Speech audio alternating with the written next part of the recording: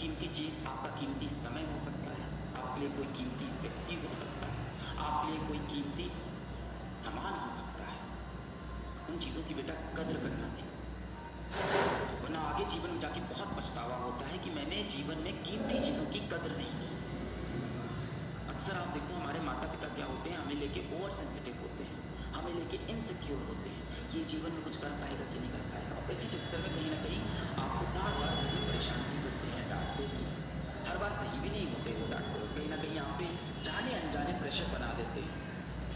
ये देखो पड़ोसी की बेटा इतना नंबर लेके आ रहा है, वो देखो वाली मौसी का बेटा कितना अच्छा कर रहा है, वो देखो अंजू बुआ की बेटी कितना अच्छा एग्जाम निकाल दी है, वो तो अभी IAS बनने जा रही है, तुम क्या करोगे?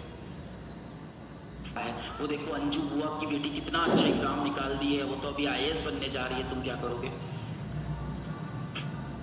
गलत है, सही बिल्कुल नहीं, बहुत गलत काम करते हैं, ये नहीं करना चाहिए। पर इसके पीछे का कारण समझते हैं ना, हम सब तो पढ़े लिखे हुए। कारण क्या है? कारण है उनकी इनसिक्योरिटी। उन्होंने जीवन में आई उन अपॉर्चुनिटीज का, उन कीमती चीजों का कदर ही नहीं किया। वो चाहते हैं कम से कम जो उनका बेटा है, उनकी बेटी है, वो कदर करना सीखे सही चीजों में। This is all they want for you. And I am not at all saying कि जो पेरेंट्स आपको डांटते हैं, जो आपको कंपेयर कर देते हैं दूसरे लोगों से, दूसरों के बच्चों से, वो सही है, बिल्कुल भी सही नहीं बेटा, वो बहुत गलत चीज़ है। पर उसके पीछे कारण देखो ना, शायद उनकी परवरिश ही ऐसी हुई है। उनके ज़माने में हो सकता हो लोग इतने अवेयर ही नहीं थे, उनको किसी ने इस चीज़ की शिक्षा ही नहीं दी कि बच्चों को कंपेयर नहीं करना चाहिए, उनको नहीं पता ये सारी बातें। आपको पता है ना। अब देखो आप जिस दिन माता पिता बनोगे, आप तो अपने बच्चों को नहीं कंपेयर करोगे ना लोगों से।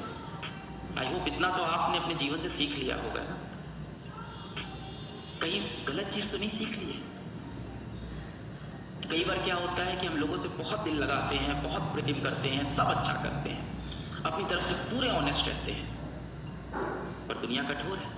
दुनिया हमें छल दे देती है, सामने वाला व्यक्ति हमें छल दे देता है, हमसे चीट कर देता है, हमें धोखा दे देता है, हमें तड़पा देता है, परेशान कर देता है। एक बार बात करने को आपको तरसा देता है, आप बोलते रह जाते हो, प्लीज मेरे मैसेज का रिप्लाई कर दो, प्लीज कॉल उठा लो। 10 कॉल आप करते हो, ब्लॉक हो जाते हो, दूसरों के नंबर से कॉल करते हो, और फिर आपके इस इनोसेंट से दिल में चोट पहुंचती है।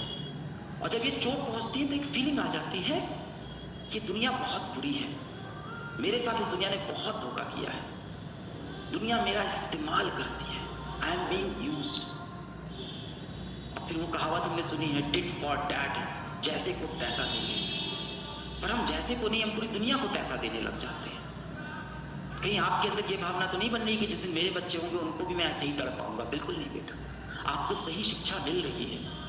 हो सकता हो किसी कारण से आपके माता पिता को शिक्षा मिल ही नहीं पाई हो, अंत में वो यही चाहते हैं आप भला करो, तो उन्हें तरीका ही नहीं पता। उन्हें पता ही नहीं कि आपसे आराम से बैठ के बात करने से भी चीज़ें सही हो सकती है।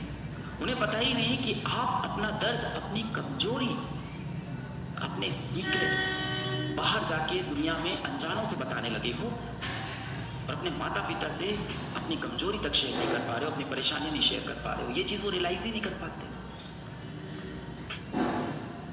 बहुत ज़्यादा उनकी बात दिल पे चोट करे तो छोड़ दिया करो, जाने दिया करो। हमारे ऊपर उनके अनेकों एहसान हैं, कह सकते हैं। हर जगह वो सही भी नहीं होते, ये मान लेते हैं, और मान लेते हैं कि वो गलत कह रहे हैं, इग्नोर एंड मूव अहेड। कोई भी चीज़ हो, माता पिता हो, कोई ऐसा व्यक्ति हो जिससे आपको बहुत प्रेम हो गया, कोई दोस्त जिससे बहुत गहरी दोस्ती हो गई हो, और वो उस तरह से बिहेव नहीं कर रहा है जैसा आप चाहते हो, तो कोई बात नहीं, उनकी बातों को दिल पे मत लगाओ, जस्ट इग्नोर। जवाब देना, लड़ाई करना, सामने वालों को नीचा दिखाना, इन सबसे बड़ी जो जीत होती है ना इंसान की, वो जीत होती है इग्नोर करना। इससे बड़ी कोई जीत नहीं है। सामने वाला व्यक्ति अगर आपको भाव नहीं दे रहा है, सामने वाला व्यक्ति यदि आपको समय नहीं दे रहा है, आपको महत्व नहीं दे रहा है, तो अब आप लड़ो नहीं, जाके उसे आप 5 पॉइंट मत बताओ कि मैंने तुम्हारे लिए क्या क्या किया है, मैंने तुम्हारे लिए कितने पापड़ बेले हैं, मैंने तुम्हारे लिए कितनी मेहनत की है। उस दिन जब तुमको भूख लगी हुई थी तो मैं दौड़ के कैंटीन तक गया था, भीड़ में घुस के तुम्हारे लिए 2 समोसे लेके आया था, लड़ झगड़ के।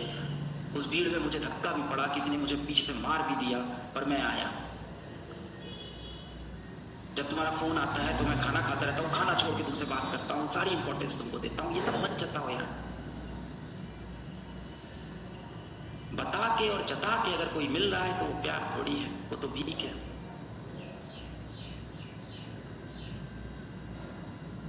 किसी के आगे गिड़गिड़ा के उसके पैर पकड़ के उसको अपने सारे एहसान जता के अगर तुम जीत भी लेते हो तो वो कुछ समय तक ही आपके साथ रहेगा। वो प्रेम नहीं है, वो दोस्ती नहीं है, वो तो बस आप सौदा कर रहे हो, वो तो बिजनेस है कि मैंने तुम्हारे लिए इतना किया, बदले में तुम्हें भी मेरे लिए इतना करना पड़ेगा। अब आपको लगता है कि नहीं वो भी मुझसे इतना ही प्रेम करता है, वो दोस्त भी मेरा उतना ही अच्छा है। अब आपको लगता है नहीं नहीं वो तो मेरे लिए बहुत कुछ करता है, वो भी मुझसे बात करता है। सर देखो ना मैसेज में उसके भी हमेशा रिप्लाई आते हैं बेटा, कभी अपनी तरफ से सवाल नहीं आता उनका, सिर्फ जवाब आ रहे हैं, वो भी गिने चुने शब्दों में जवाब आ रहे हैं। बात करने के तरीके से समझ में आ जाता